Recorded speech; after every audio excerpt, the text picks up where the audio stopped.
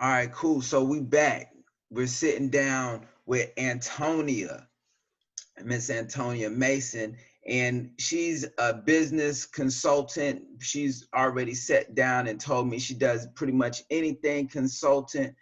And we're going to ask her some in-depth, thought-provoking questions that'll get some answers and even potentially provide you with some information, news you can use. Welcome to the show, Antonia. Thank you so much for having me. I'm excited.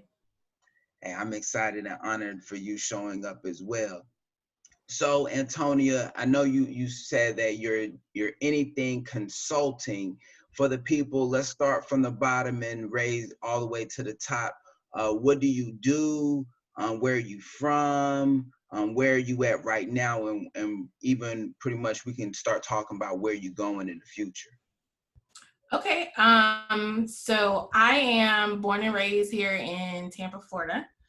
My family just never really wanted to go anywhere else, so here we are.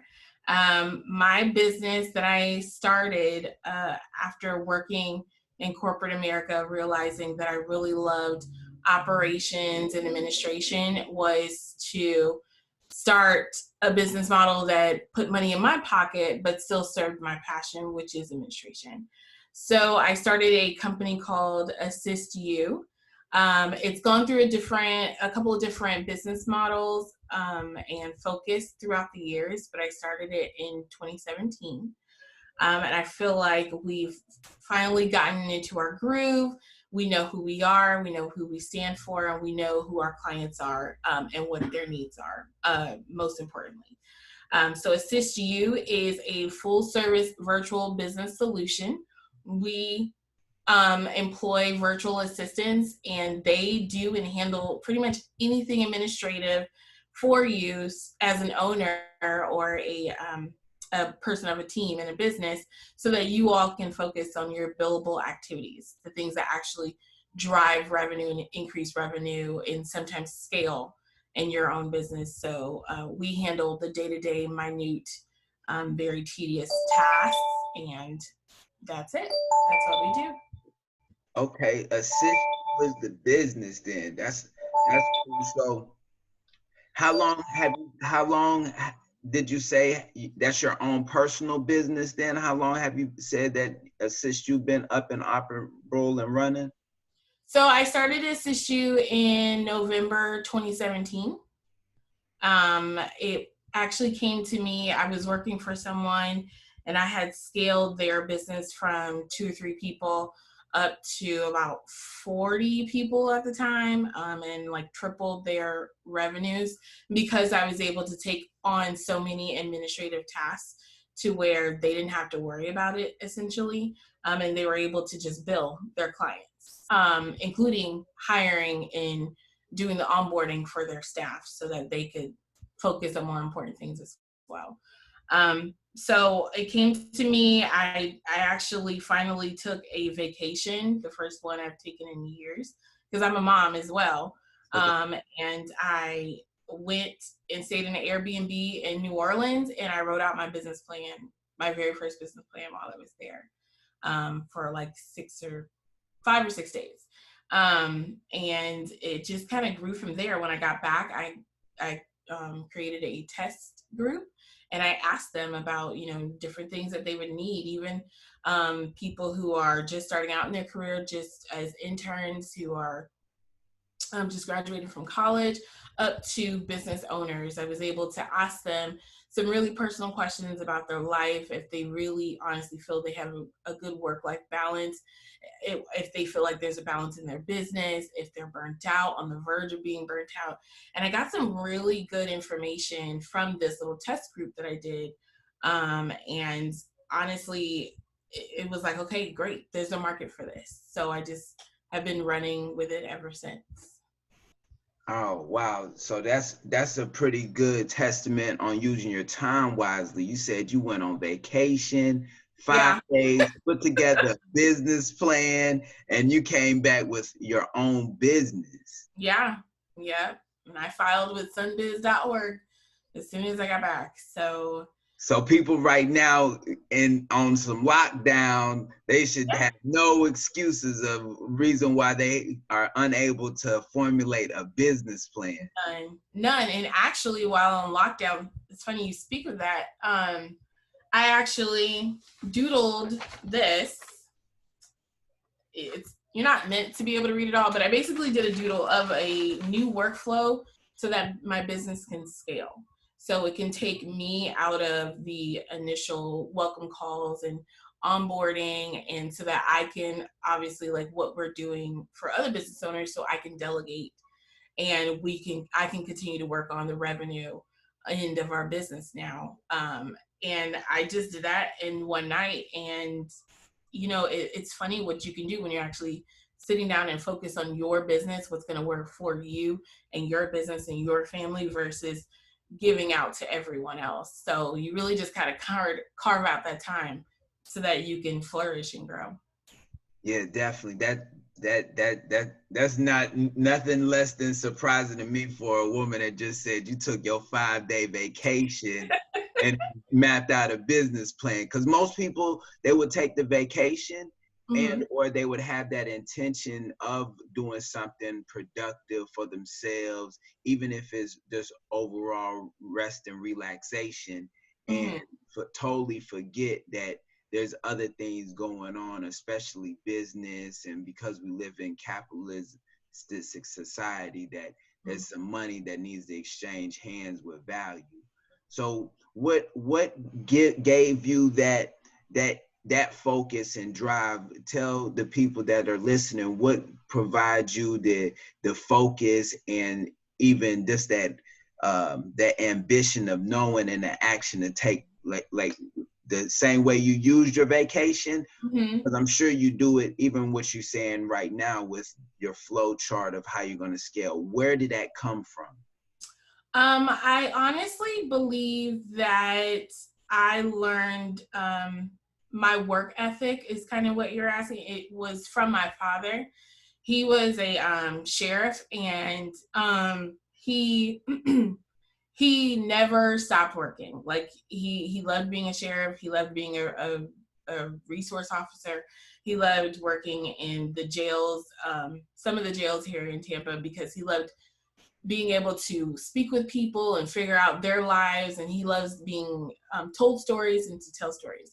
So, and to say all of that, my father was awesome and a very hard worker, but at the same time, he was extremely cheap. So my dad would not allow me to go get tons of school clothes. We would go to an outlet and I'd have a budget, and he would say I had to work and get a job to do my own homecoming hairstyles and dresses and nails. So he taught me from a very long age, like nothing is going to be handed to you. You have to go out and get it yourself, which at the time I was very annoyed, but I love it because I know that nothing is owed to me, and nothing is going to be given to me unless I go out and either ask for it or, take it on my own. So that helped me a great deal. But then also too, current day, I have a lot of motivation because we're a family of 7. So I have my husband and my 5 kids and me, and it's just, I want so much more for them than what I had when I was growing up. And I grew up pretty well, but I want to be able to give them more and show them more. And which is why my kids have jobs in all of my businesses, and that's their paychecks. They don't get an allowance because you have to clean. You can't be a dirty person. I'm not going to pay you for that. You have to get grades. You need to be smart. I'm not going to pay you for that, but I will pay you for working on a craft, on a business. So I feel like that's honestly my motivation. And at the time when I started the business, it was easy for me to spend some of my vacation on focusing on my business, because as a person who's passionate about administration, I've been catering to other people and businesses for years and their needs and what's good for their business, and kind of putting my needs on the back burner. And in my marriage and my family, I tend to put my needs on the back burner. So that time was just my very much alone time. and to focus on how can I dig myself out of this hole where I'm focusing on everyone else's needs and I can focus more on my needs by focusing on other people's needs. So making it work for me.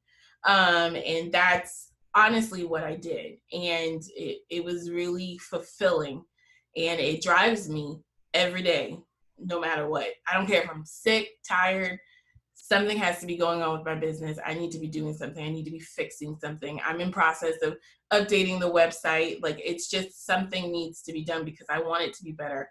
I want to be on that $4 million level that is possible for a business model like mine. And that's where I'm headed. That's my goal. Absolutely. Okay. So tell the people that are at home that may be starting their own business as well and may not have as many children as you have. Where do you find time, especially right now with the administrative lockdown, all of that, to find time in between your personal and juggling your personal life with your business life? So the way that I find time is I actually calendar it. I will calendar time for research and development. I will calendar time for personal, professional development for myself. I will calendar time to, my children are doing e-learning. I'll calendar time to check all of their work for the week. My husband's doing it every day, but you know, moms look at things differently. Yes. And to focus on more things to grow my business, I basically block out time, and I block out time for my husband. I just really heavily use my calendar. And if I've gotten into the unknowingly gotten into the habit of snoozing or, you know, dismissing a calendar thing, I will put in an alarm in my cell phone. And you always have your cell phone with you, so it'll buzz and it just gets annoying. So I do that as well to try to basically force myself to move on to the next thing. Because a lot of business owners and a lot of even workers will get drugged down in one thing, and it'll take them all day to do one thing. And then they look back and they haven't even completed that task, and they're frustrated because they feel like they wasted the whole day, rather than, you know, focusing and planning out your day and focusing on the tasks that you're supposed to do at each block of the day. Then you can look back and feel more accomplished. And I had to learn that over my years of working in an office where it never ends, to now applying that to my business and to my life, and trying to teach my children how to do that as well. That's a testament of discipline. So obviously, you know the importance of discipline. Where would a person, or how would you advise a person to start on their business? Because I know specifically I'm a disciplined person as well, but what would you tell a person that knows they lack that kind of discipline and organization? What are some things that they could start doing right now that will positively propel them into a more disciplined life in the future? So a couple of things that I find, even some of my clients that I consult with, that I ask them to do before our initial conversation, is to basically write down and try to prioritize order of importance. So obviously, most businesses nowadays that thrive are businesses that solve a problem. So you need to prioritize whether or not the solution that you've thought up to solve a particular problem is more important than money, or is more important than the time that you spend with your friends or whatnot. Once you've determined that it is actually a high priority and you are willing to spend some time to devote to this idea that's currently still an idea, then I would say to just block out maybe an hour or two on a weekend or early in the morning. I wake up at 5 a.m. because everyone's asleep and I could just focus. So figure out on your normal day-to-day in your calendar 1 or 2 hours that you can spend actually thinking about this business. And then the next question is always, well, what am I supposed to think about when I'm in this little block of time? You should be thinking about things as far as costs. How much are you willing to spend to get started? Research, how much does it cost to actually file to make your business legitimate in your state? How much is it to get a web page? There's tons of hosting sites that run specials every now and then. How much is it going to cost for your first marketing materials, your business card? I would shy away from getting anything like brochures, any type of heavy, costly collateral, which is marketing items. In the beginning, all you need is a business card, because in the beginning, all you're going to do is tell people about this wonderful solution that you've thought up, right? And you want them to get in contact with you as soon as your website is up. So hand out that business card. I would say definitely before any other marketing thing is a business card. And then some other things you want to think in that time block is, how much time are you willing to devote to this business for a long term, not just for the short term? Because a lot of people start a lot of businesses that were originally hobbies, and they don't actually create a business. Legally they do, but it's actually what they've created as a side hustle. So it's not something that is actually going to be something they're going to devote majority of their time to, and that they're going to reap larger fruits from, because it's still technically a side hustle, which is just a legitimized hobby, in my opinion. Okay. Yeah. So break that down, because I hear a lot of people, especially nowadays, I don't know if it's the era of environment, but I hear more people talk about they're entrepreneurs, they're the boss, they have a business. And when I talk to people, I tend to get deeper into what they really have going on. And like you said, it's a hobby or like a side hustle. So from your perspective, your POV, your professional opinion, what is the difference between a business and a side hustle? So my opinion of the difference between a business and a side hustle is a couple of things. So one, definitely the most precious commodity is going to be time. Majority of people who have side hustles will spend significantly a significant percentage less of time on a side hustle versus a business. It takes, if you see those ads that people are posting, or those lead magnet posts that people put on social media saying make $20 an hour, make $100 a week from your phone, all you need is your phone, it's part-time work from home. Those are side hustles. Those are things that you're going to do in your spare time when you're watching something on, some ratchet television show, or you're watching, the news or something, and you're just on your phone. It doesn't take a lot of thought. It normally has a buy-in, that fee that you'll pay to get into, or it's something that, like, for example, my grandmother, she loves to knit little hats for babies, and she will pass them out. Once she gets about 10 or 15, she'll pass them out in the NICU or the nursery at the hospitals. And a nurse came up to her one day and was like, "Oh, can you make me 50 of these little hats, and this color, and this, that, and this, that?" And my grandmother was like, "No," because she's not willing to devote all that time to fulfill that order. So that's why time is huge. The second difference between a business and a side hustle, in my opinion, is a business actually requires you to do boss things. What are boss things? Have an accounting system, have financials, have business credit, have the ability to leverage the number of clients or customers that you have in order to gain and to move forward in your growth process with your business. A lot of those things you can't do with side hustles because there's somebody else's business that you are now the foot soldier for.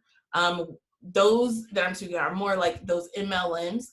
There's absolutely nothing wrong with them whatsoever, but no one's going to come to you and say, "Hey, I want to give you a loan, print me your profit and loss statement," and you're going to have an EIN number with your profit and loss statement and be able to apply to that loan on your business credit instead of your personal credit. Right. Do you see what there's a difference? Right. Absolutely. And there's nothing wrong with either one of them. I mean, if I had time to have a side hustle, I totally would. I actually used to sew, and I would love to sew some masks right now, but I just don't have time. But that's the difference to me. I can leverage it. Okay, okay. I like having boss conversations because I'm definitely owning businesses. I've owned the brand Young Untouchable family for a while now, going on a decade. So definitely, I would definitely be congruent in those similar thoughts. So moving forward with scaling a business, you wrote down a plan to scale your business. What would you say to a current boss or somebody that's looking to get into business entrepreneurialism and growing their business? When does a person start looking at scaling their business? Is their business even scalable? Mhm. Um, from your personal observation, what information could you provide for them? So I can speak about, let's speak about me and my business. So I knew that it was time for me to figure out a scaling plan due to the fact that the amount of available time that I have is solely and slowly getting smaller to focus on more growth, revenue driving activities for the company. That means that I felt like I was getting too bogged down into the day to day operations of my business. So to me, that was like a key indicator that it was time to think about growing and scaling. The second thing was my number of clients started plateauing. That is a key indicator. If your sales consistent, whatever it may be, is starting to plateau for whatever reason, you need to step back and actually look at it and see why. For me, it was I can't take on any more clients. I can't even go and do proposals for additional clients and try to get contracts for different vendors and things like that because I can't run anymore. I will burn out. Or my team will burn out. So I need to figure out how to scale and to rework these processes so they work. One of the things that most people think when they think of scaling or growing, they think it's automation. And honestly, in the business that I am, where we are support for people, for businesses, for owners, that is couldn't be farthest from the truth. We need more people to actually think things through and who can communicate effectively to deliver whatever the service or product is that my client needs. So if it's not me and it's a business owner and they're thinking about scaling or growing their business, they need to look and see why would they want to scale or grow their business. What is causing them to even think of this idea? Is it because they're tired? Is it because their sales have plateaued? Is it because they have a team of people and they have nothing to do? Is it because they have a team of people and they're swamped? There's a lot of reasons that could make a business owner think about the whole scaling idea and the growing idea.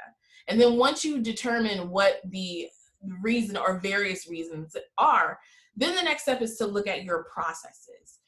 If you are lucky enough to have a successful, thriving business to where you need to scale and you don't have any processes in place, this would be the time for you to start writing down your processes, going through them, making sure they work for the masses, not for your individual clients who have gotten very spoiled or used to that one-on-one. We're talking about overall generalizing the processes for the majority, not the minority. So then once you do that, the very next thing is you need to figure out, okay, who's in charge of each piece of this process? How can I either pivot them to somewhere else that's going to be more manageable if they're overloaded, or pivot that person so they can do something else so that they can start getting additional work and it works in your overall flow. And then once you get to the point where you've written down this flow and you feel pretty good about it, call up someone and have them either listen to the flow or try to go through the flow for you to test it to make sure it actually works. What I did with my flow is I actually spoke to one of my clients and I basically explained to her the flow over the phone. And Right. she said, yes, that absolutely would work for me. She's actually very excited that there's going to be a better, more visibility on the tasks that she's assigned to her virtual assistant, more visibility on the hours the assistant is working every single day, the duration, whether or not they're finished with the project. But then also there's more visibility on the history. She can now, in my new flow model, she'll be able to now look and see what the history is and see what the repeating issues are. And that helps her say, okay, is there a ball being dropped within my organization? Because now I've been having to outsource it for quite some time. What is the issue in my organization? And then it ends up becoming another sale for me, because then I start consulting. So it's just it's a process. You have to feel it in order to think of it, in order to review it, and then analyze it, and then fix it. That's it. Okay. So is every business able or capable of scaling, or is there some businesses that shouldn't scale?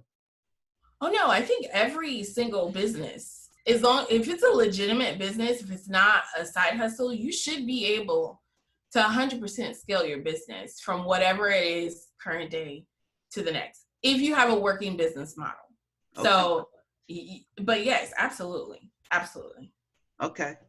I was talking to a gentleman, and what I do is I also help businesses grow their business by face-to-face marketing, advertising, sales of different products and services. And today, in this environment where shaking hands and kissing babies probably wouldn't be the best thing to be doing. No. So I've been looking to still grow my business prior to even all of this going on. It was more difficult because face-to-face, the lack of confidence a person may have, or just for whatever reason, a lot of people would like to be on the computer talking to somebody than soul to soul, eye to eye. What kind of challenges are you facing in today's environment, and how are you overcoming those, or have you not even seen any change and just more people are looking to talk to you nowadays, since you do seem like a leader of a virtual assistant and being already on the computer? I would say that I did a pretty good job of diversifying my clients, meaning they own businesses in different industries. So I really haven't been hit, God forbid, knock on wood, I haven't been hit that hard due to COVID-19. So I really haven't felt the effects. Some of my clients have felt the effects though. But we worked through it, we talked through it. I helped some of them weigh, the cost of having an employee or having a contract out with a company like mine versus losing a deliverable quality, customer satisfaction, to see, kind of, balance everything out. So that has been more of what our phone calls have been. Well, my phone calls have been, as far as helping in that respect. But the business itself, I think honestly, and I don't like that anyone is getting sick or passing away from this disease, but honestly, the business itself has boomed, I would say, a little bit. An uptick. Me and fellow other virtual business owners, they're actually seeing a rise in revenues because so many people are furloughed, so many people are laid off, so many people now have to work remote, and these used to be all in office positions, and someone can't do it, or someone can't handle it, or someone's sick, so they need to quickly fill in the gaps. So I would say in that respect, we've seen a little bit more of a willingness to allow a virtual assistant, administrative assistant, manager, whoever, into a company, and they've never met them except for on video chat before. So I feel like the fears that people have had in the past are really quickly subsiding. Hey, that's awesome. Let people know that may hear this information now, that they may be working at a business, or they may be an owner of a business, or want to change their automation or how they're doing business. Where can they get in contact with you, Antonia? Yes, absolutely. So our website is www.assistu.life. And so we say, instead of how can I help you, how can I assist you? So it's always in your mouth. And my direct email address is Antonia, which is spelled Antonia, at AssistU.life. And you'll be able to reach me. Yeah, I'm gonna definitely leave the information down here below, because we're gonna have to stay in contact. Like I said, I know for myself, business for me has slowed down, from the perspective of talking to people face to face, but business ultimately has not slowed down, and like you said, has even picked up as far as value, because ultimately what I always sold and provided people that I spoke with was information that they never heard of before. So hopefully, definitely someone will come across this and say, yeah, I need this information. We need you. Absolutely.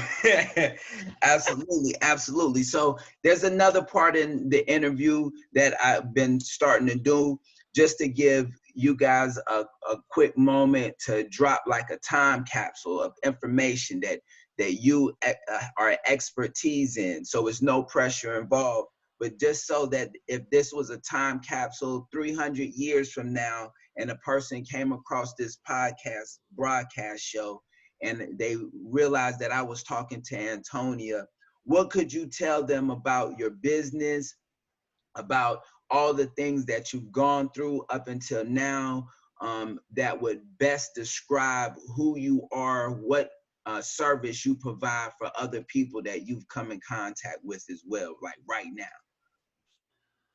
I would say that AssistU was created from the heart and soul of Antonia Mason, and Antonia Mason was born a natural helpmate.